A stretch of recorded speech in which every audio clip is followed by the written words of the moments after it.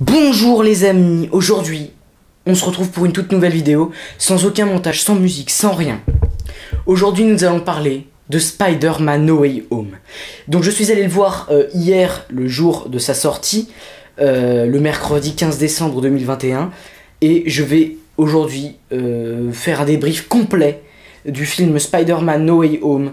Donc j'ai tout un tas d'étapes qui me sont marquées sur ma feuille juste à ma gauche, donc je vais les suivre. Il y aura à peu près tout ce que vous voulez savoir sur le film. Si vous voulez débattre du film, c'est ici, c'est sur cette vidéo que vous allez avoir toute l'analyse complète du film.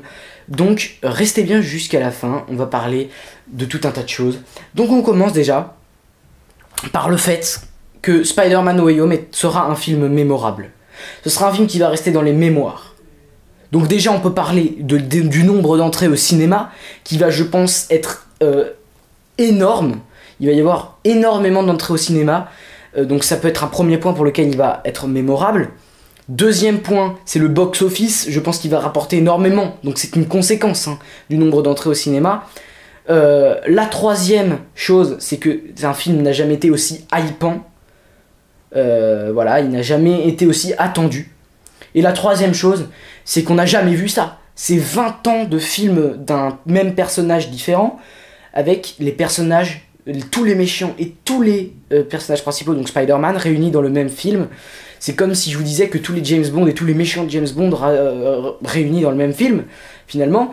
Donc c'est assez extraordinaire, et c'est pour cette raison que le film va rester dans les annales et va rester, je pense, pour énormément d'années, un des films les plus cultes du cinéma, et du cinéma notamment Marvel, super-héros. Voilà, j'irais même jusqu'à dire que c'est un film qui va être plus culte que Avengers Endgame, parce que c'est un film qui, comme je l'avais dit dans ma vidéo analyse théorie, qui est un film qui rassemble 3 générations de personnes.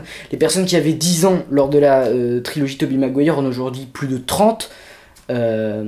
Andrew Garfield en ont aujourd'hui, si les personnes avaient 10 ans lors de la sortie, ils en ont aujourd'hui plus de 20. Et si Tom Holland, s'ils découvrent aujourd'hui, eh bien ils ont aussi Tom Holland. Donc ça réunit 3 générations de personnes, donc 3 générations de spectateurs au cinéma, donc de potentiels place de cinéma. Voilà pour le film mémorable que va être Spider-Man No Way Home. Donc ensuite, je veux parler d'un coup de poker de Sony et Marvel. Donc Sony et Marvel, pourquoi un coup de poker? Premièrement parce que le film lie donc 3 trilogies de Spider-Man, mais ça rallie 2 anciennes trilogies de Spider-Man au MCU.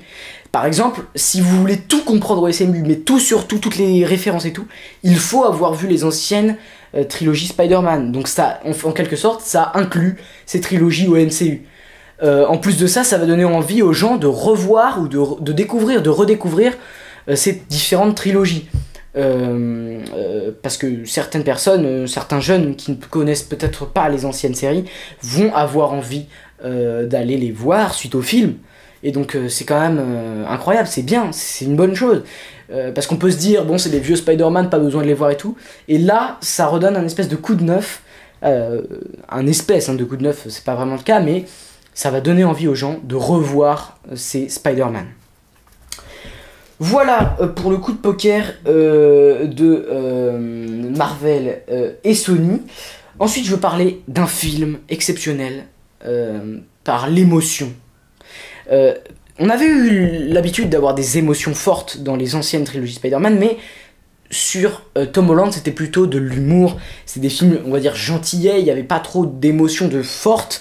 Un bon film pour moi c'est une émotion où il y a du rire, de la tristesse, de l'action, où tu ressens toutes les panels d'émotions, et c'est ce qu'est Spider-Man No Way Home, ce qui n'était pas le cas de Far From Home ou Homecoming, qui étaient plutôt des films, disons, MCU, Disney, quoi, qui étaient des films un peu enfantins, on va dire, qui, pour toutes les générations, ce film est très dur, et très, disons, très compliqué, mentalement, surtout pour Peter, on en reparlera, mais voilà, ça m'a marqué dans le fait j'ai ressenti beaucoup d'émotions. notamment pour un événement marquant du film, hein, que je vais plus expliciter un petit peu plus tard dans la vidéo. Mais voilà, c'est très bien par rapport aux deux opus précédents. Ensuite, que je voulais parler de quoi? Je voulais parler du fait que Peter rentre dans la cour des grands. Ça y est, c'est un Spider-Man qui a vécu un traumatisme, j'en reparlerai encore bien évidemment après. Il a vécu un traumatisme et c'est ce qui fait devenir dans toutes les BD, dans tous les films, dans toutes les séries, dans tous les jeux vidéo, c'est ce qui fait que Spider-Man devient un grand héros. C'est disons un traumatisme, un événement fort, un événement marquant qui fait qu'il devient ce qu'il est, qui devient justicier puissant et qui devient justicier au mental d'acier. Voilà, je voulais juste... C'était une petite parenthèse. Ensuite, des bonnes valeurs surtout, qui sont passées, notamment la deuxième chance.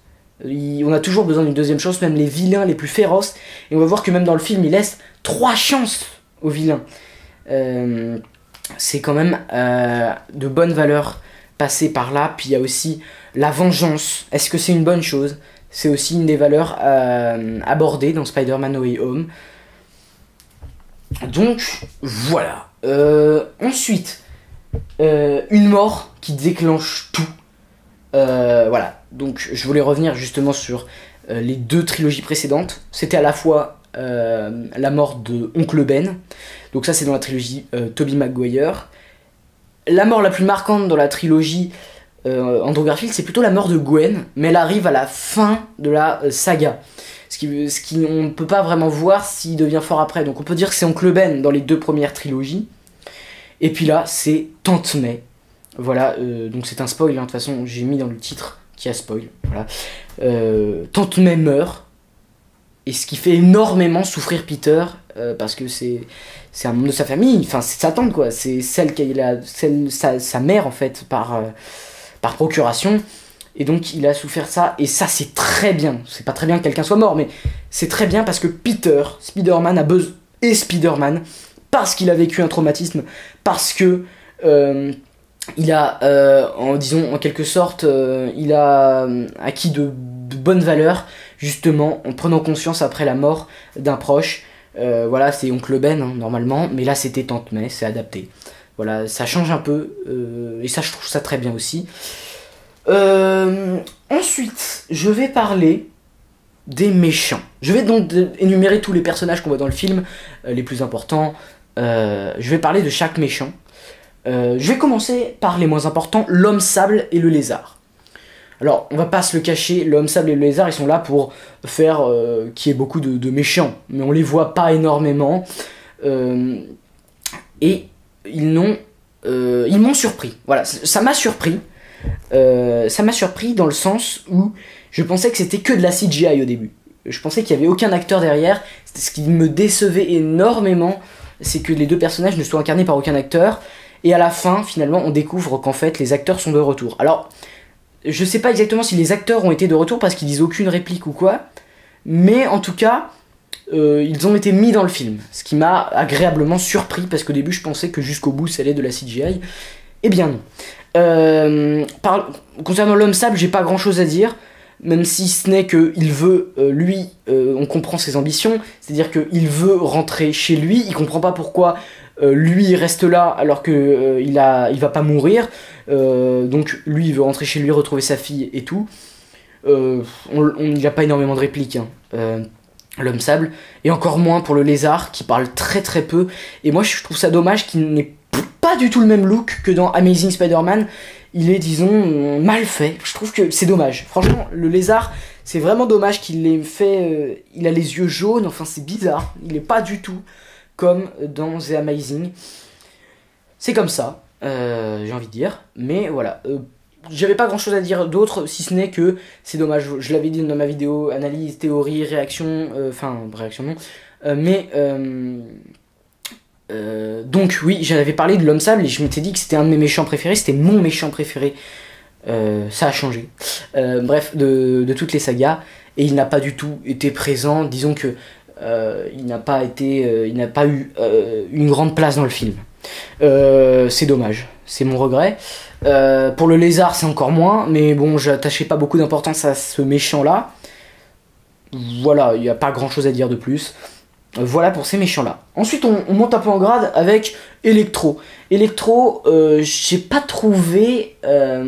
comment dire, j'ai pas trouvé quel était l'intérêt de le faire changer de look. Parce que c'est pas trop expliqué, c'est un peu flou, c'est dommage. Mais voilà, Electro, c'est pas un personnage, disons qu'on comprend pas vraiment ses ambitions, on est un peu confus par rapport à lui. On sait pas si c'est quelqu'un de bien ou quelqu'un de mauvais. On a juste l'impression qu'il veut ses pouvoirs et c'est tout. Mais il sait qu'il va mourir. En gros, j'ai l'impression qu'il ne veut pas retourner dans sa réalité parce qu'il sait qu'il va mourir, donc c'est pour ça qu'à la fin il est contre Spider-Man, mais pas explicité tant que ça. C'est un méchant pour être un méchant, il est pas si complexe que ça, il veut juste garder ses pouvoirs et donc rester dans la réalité de ce Peter là. C'est compréhensible, mais voilà, c'est pas le méchant le plus remarquable du film. On arrive à l'avant-dernier méchant, il s'agit de Dr Octopus. Voilà, nous parlons de Dr Octopus qui lui est qui m'a agréablement surpris parce que il est gentil, enfin il finit gentil et c'est ce que je voulais dans ce personnage là, c'est qu'il soit gentil.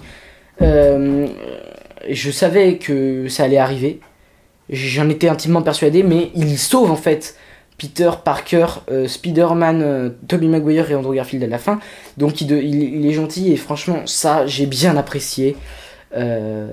Qu'il soit gentil, et je trouve qu'il a une place pas énorme qui est occupée par un principal méchant, le dernier, vous avez compris qui c'est, je le parlerai justement juste après. Il a une place pas énorme, mais il a sa place. Chacun en fait, chaque méchant dont j'ai parlé précédemment a une place plus ou moins grande, mais ce qui fait que finalement les méchants ont une place petite qui fait que les méchants ont une grande place dans le film.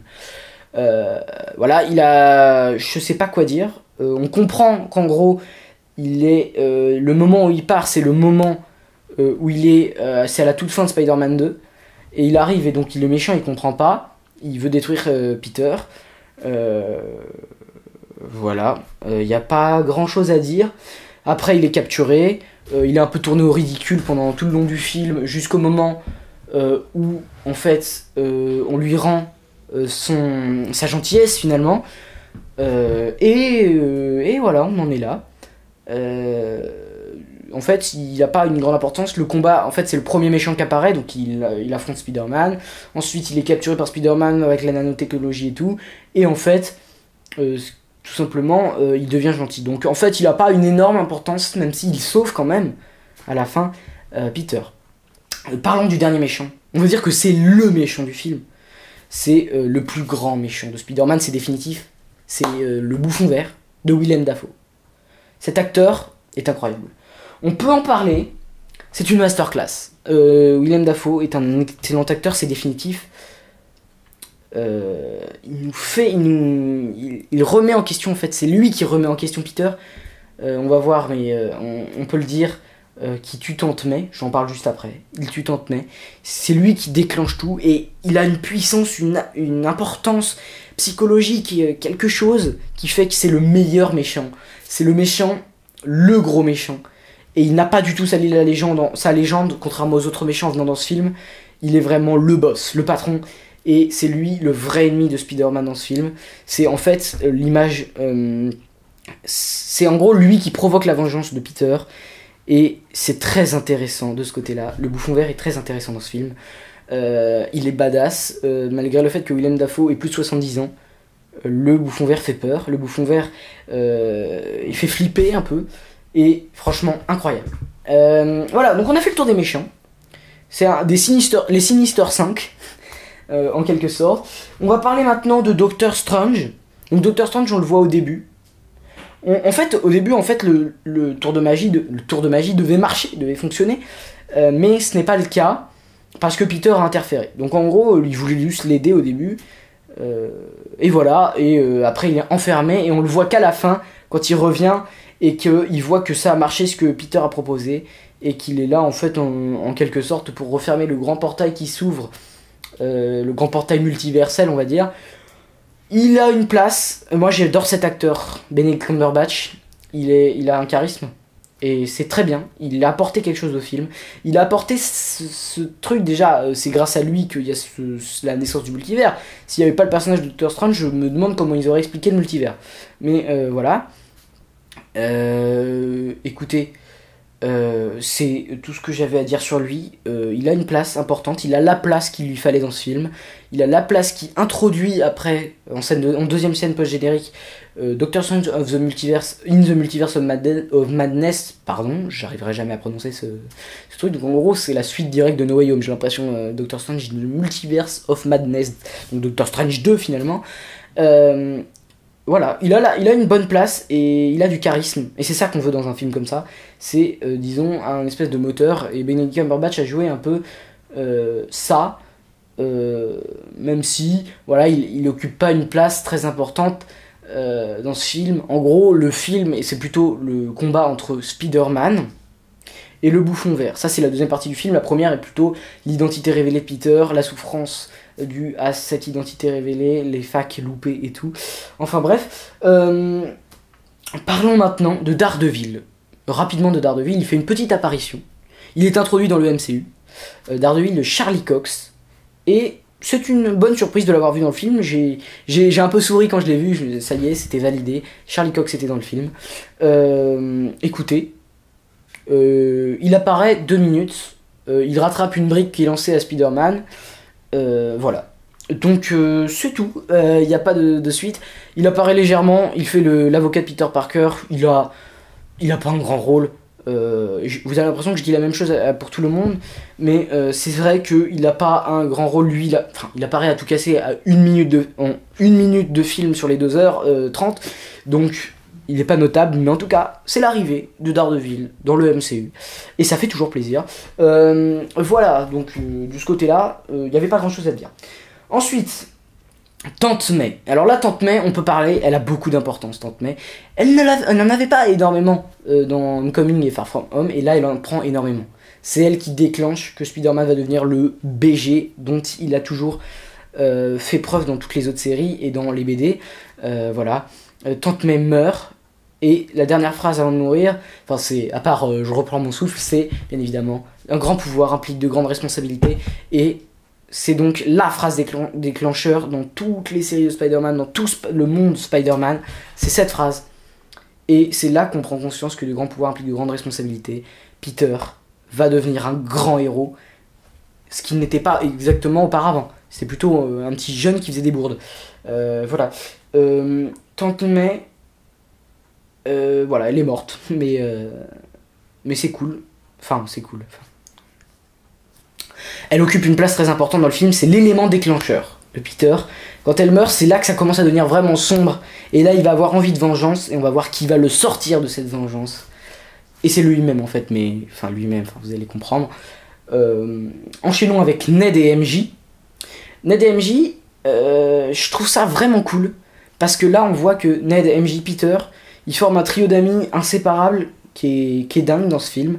On voit vraiment l'amitié qui les lie, et c'est vraiment cool. Ils deviennent un espèce de trio, de trianomina en quelque sorte, et c'est vraiment ultra cool, malgré le fait que tout le monde, ils oublient tous les deux Peter à la fin du film.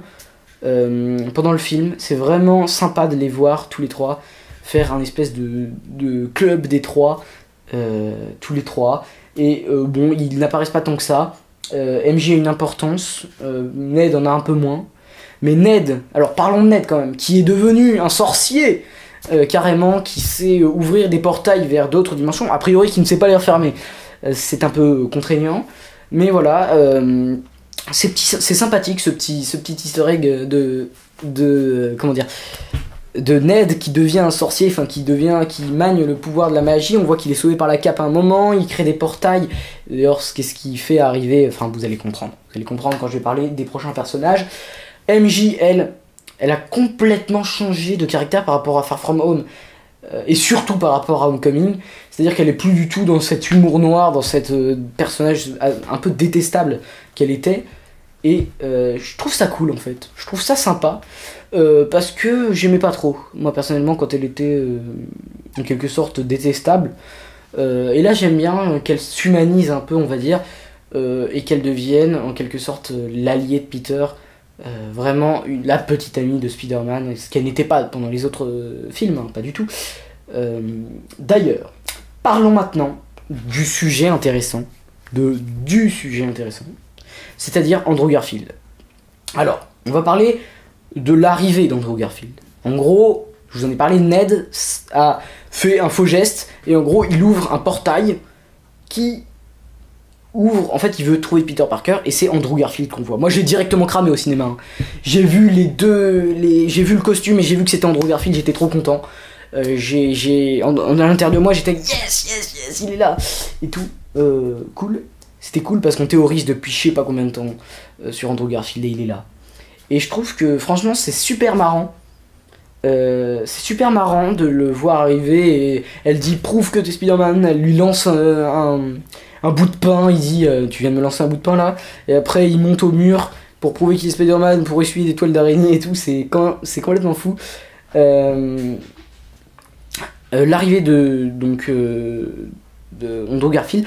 Donc Andrew Garfield il a un important parce qu'il sauve MJ à la fin et il se rattrape de l'échec qu'il a fait avec Gwen, et ça c'est très bien.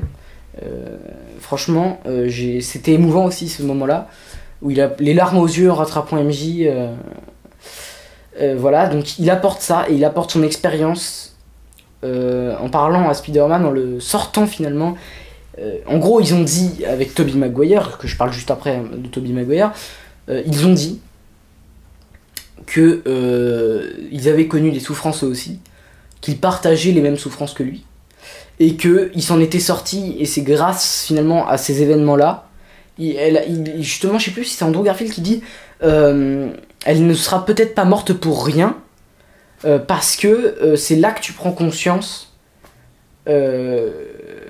C'est là que tu prends conscience que ça implique de grandes responsabilités. C'est incroyable parce qu'il y a plein de dialogues sympas entre Peter et Peter. Parlons de... Je vais en reparler, Andrew Garfield bien évidemment. On parle maintenant de Tobey Maguire. Donc il arrive, lui, pareil pour un portail. Bon, j'ai trouvé ça un peu dommage. Moi, personnellement, je pensais que l'arrivée des Spider-Man, elle était un moment épique, un moment clé. Et puis, j'étais un peu déçu. Et finalement, je me suis dit peut-être que c'est mieux, puisqu'on a eu le temps du coup d'avoir des échanges entre les trois Spider-Man, d'avoir des dialogues et tout, beaucoup plus longs que s'ils avaient été arrivés en pleine action, en combat final.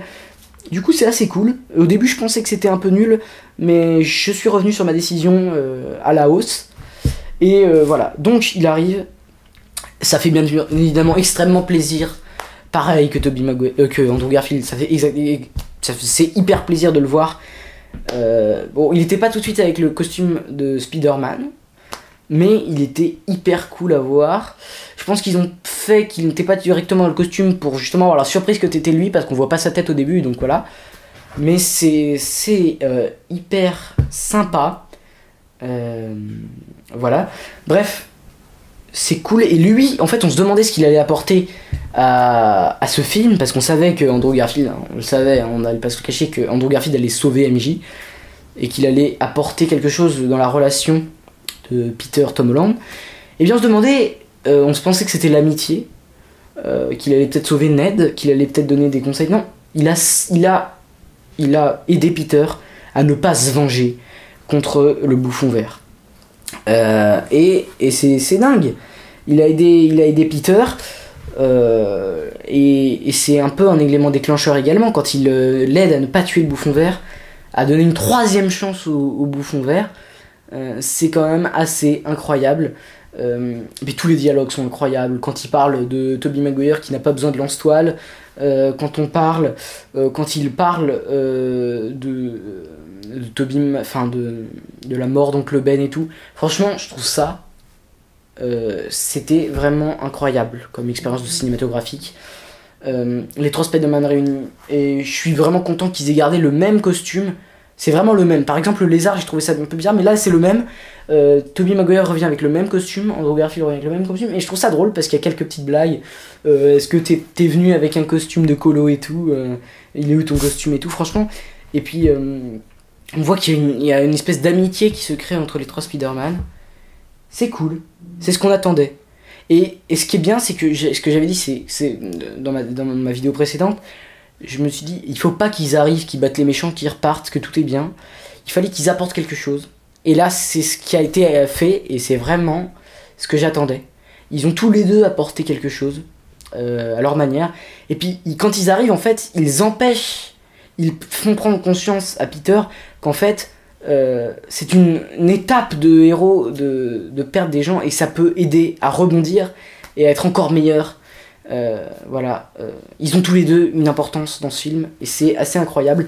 Ils arrivent à un moment où Peter est dévasté au plus haut point, quoi, et c'est eux qui sortent Peter de sa tristesse pour aller leur dire allez, on va les aider, les méchants. Parce qu'en fait Peter il voulait les renvoyer chez eux, hein, ça y est, il voulait tous les renvoyer chez eux et tuer le bouffon vert, et c'est grâce à eux qu'ils ne se vengent pas, etc. Maintenant parlons donc nous allons parler des 3 parties. Donc non, en fait il y en a plutôt 5 parties du film. Donc il y a la première partie où en gros Peter il se fait harceler par tout le monde parce qu'il est Spider-Man, tout le monde pense qu'il a tué Mysterio, tout le monde pense que c'est un assassin. D'ailleurs J. Jonah Jameson, c'est parfait son rôle dans ce film. Bref, et là et au moment où il est dévasté, il va voir Doctor Strange, et on passe à la deuxième partie du film, à l'arrivée des méchants. Donc Docteur Octopus, puis c'est la partie la plus longue en fait. J'ai trouvé ça un peu dommage que ça se passe si lentement. À l'arrivée de Docteur Octopus, puis le bouffon vert en fait, il swipe chez Doctor Strange où il retrouve le lézard. Ensuite il va capturer Electro et l'homme sable qui en fait l'aidait au début, hein, Peter. Donc je me demandais aussi pourquoi s'il allait être méchant gentil. Bah il était gentil au fait au début, mais il voulait absolument rentrer, c'est pour ça qu'il est redevenu plus ou moins méchant. Enfin c'est un peu compliqué.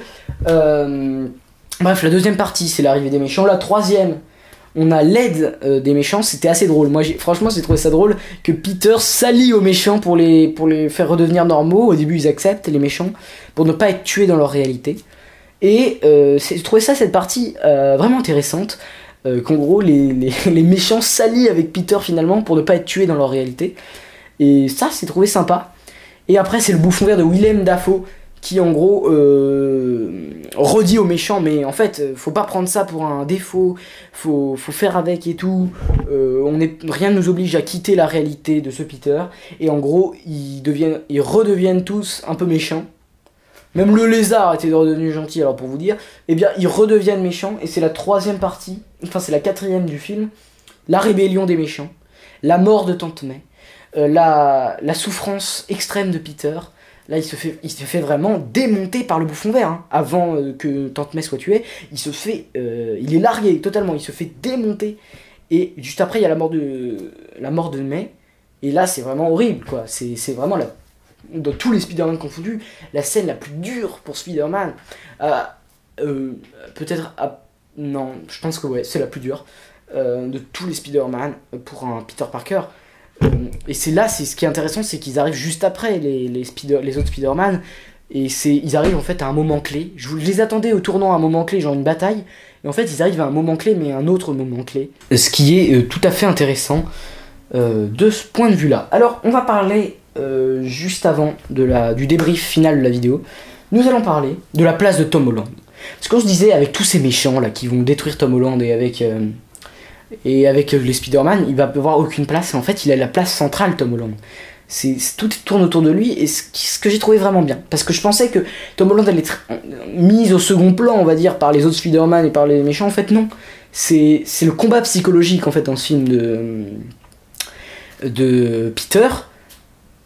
Et c'est autour de lui en fait que tout se passe. Au début, il est tiraillé parce que ses amis peuvent pas aller dans la fac et tout.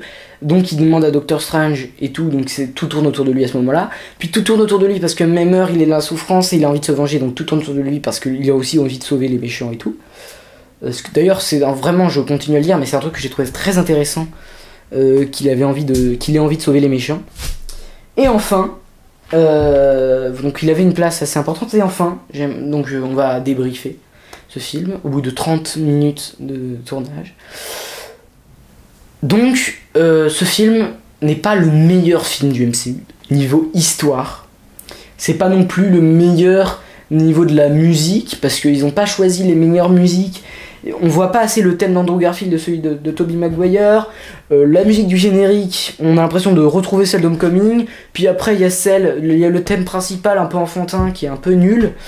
La musique est pas... et rock'n'roll aussi au début et tout. Enfin, c'est un délire la musique. Mais il y a certains passages où la musique est très bien. Notamment quand la mort de Tante May, quand il se fait destroy par le bouffon vert. Et aussi la musique de l'arrivée des Spider-Man, elle est très très bien, mais c'est à peu près tout. C'est dommage. Franchement, il y avait quelque chose à faire avec la musique. Bon, voilà, je voulais juste parler de ça. Au niveau des parties, c'est vrai que la première partie est un peu longue. La toute première est très bien. Je trouve que c'est vraiment très intéressant de reprendre directement à la fin du film. Enfin, c'est ce qui n'était jamais arrivé dans un Marvel, hein, il me semble, de reprendre directement à la fin du film. Par exemple, Infinity War Endgame, c'est pas directement à la fin d'Infinity War.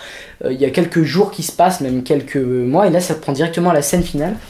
Donc c'est cool. Donc on a, je pense, fait le tour de tout. Et on peut dire que Spider-Man restera dans les annales. La première partie, je vous l'avais dit. C'est un film qui avait été attendu. Est-ce qu'il a répondu à nos attentes ? Moi, je pense que oui. On avait les 3 Spider-Man réunis, c'est ce qu'on attendait. Donc, il n'y a pas de quoi être déçu. Et voilà. C'était Spider-Man No Way Home, la page se ferme. Donc, au prochain film Marvel, à Doctor Strange in the Multiverse of Madness. On va dire que ce film boucle la boucle des Spider-Man, de Spider-Man, Tobey Maguire, Andrew Garfield, Tom Holland. Mais il ne boucle pas celle de Tom Holland en particulier, qui a signé pour 3 autres films sous le costume de Spider-Man. Et je trouve ça hyper intéressant qu'en fait ce soit pas la fin No Way Home. C'est en quelque sorte le début de l'apogée de Spider-Man. Alors pour les prochains films, je ferai peut-être une vidéo. Mais pour les prochains films, j'attends Kraven le chasseur. J'attends le caméléon. Alors le caméléon, j'en reparlerai, mais pourquoi personne n'adapte ce méchant qui est incroyable, qui peut prendre le visage de n'importe qui. Bon, j'espère que ça arrivera un jour. Dans les 3 films suivants, je sais qu'il y aura Venom. Déjà Venom qui va, je pense, utiliser un film. Un film, ce sera juste le combat entre Spider-Man et Venom. Voilà. Écoutez, c'était Bambino de l'extrême qui vous parle de Marvel, parce qu'il adore. J'ai fait 2 vidéos, mes 2 dernières, c'est Marvel. Je voulais critiquer Spider-Man No Way Home parce que c'est un film marquant, c'est un film qui va marquer le cinéma, et notamment le film, le cinéma de super-héros, de science-fiction en particulier. Voilà, j'ai trouvé ce film très bien, en tout cas très bien dans le sens où il y a plein de clins d'œil et tout, et j'ai trouvé ce film un peu en dessous de ce qu'on attendait vraiment, mais ça va, enfin, c'est un film tout à fait correct, c'est un des meilleurs films du MCU, mais c'est pas le meilleur, dommage. Il y avait moyen à faire vraiment un film extraordinaire, ils ont fait un film très très très très bien, mais il y avait quelques trucs qu'on pouvait faire mieux, mais on peut toujours faire mieux dans la vie, rien n'est perfection, et franchement j'ai trouvé ce film incroyable. Voilà. On se retrouve pour une nouvelle vidéo. Alors il y a des vidéos spéciales Noël qui arrivent, hein. Vous inquiétez pas, ça va arriver, tout ça très rapidement. Et je vous dis sûrement la semaine prochaine pour une nouvelle vidéo. Et peace and love, c'était Bambino de l'extrême.